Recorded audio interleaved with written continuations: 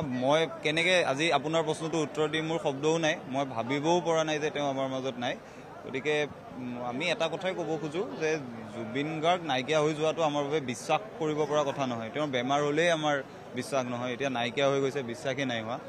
এটা কথাই ক'ব খোজোঁ, তেখেত নাইকিয়া হৈ যোৱাৰ অনুভৱটো হয়তো আমি আৰু 10-15 দিন পাছত কৰিম, কিন্তু তেখেতৰ মৃত্যুক লৈ যিবোৰ প্ৰশ্ন অসমৰ ৰাইজে উত্থাপন কৰিছে সেই প্ৰশ্নবোৰৰ তদন্ত হওক আৰু তেখেতে বিচৰা ধৰণে তেখেতে পাবলগীয়া সন্মানৰ পৰ্যায়ত বিদায় দিয়া হওক। কোনো যাতে চৰকাৰৰ ফালৰ পৰা হওক, ৰাইজৰ ফালৰ পৰা হওক, কোনো যাতে একো আক্ষেপ নাথাকে। ৰজাঘৰে তেওঁক ৰাষ্ট্ৰীয় মৰ্যাদাৰে বিদায় দিয়ক। জীৱনকালত পদ্মশ্ৰী দিয়া নহ'ল, এতিয়া ভাৰত ৰত্ন দিয়ক। তেখেতৰ গীত, তেখেতৰ সৃষ্টিসমূহ সংৰক্ষণৰ ব্যৱস্থা কৰা হওক আৰু ৰজাঘৰে, মানুহে, ৰাইজে, আমি আটাইবোৰে তেখেতে পাবলগীয়া প্ৰত্যেকটো সন্মান দি তেখেতক বিদায় দিয়া হওক, সেইটোৱে কামনা।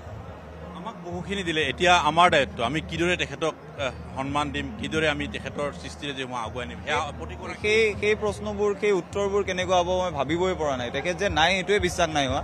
গতিকে এতিয়া তেখেতক আমি আটাইতকৈ ডাঙৰ যি সন্মানেৰে বিদায় দিব পাৰোঁ তেনেকৈ বিদায় দিব লাগে।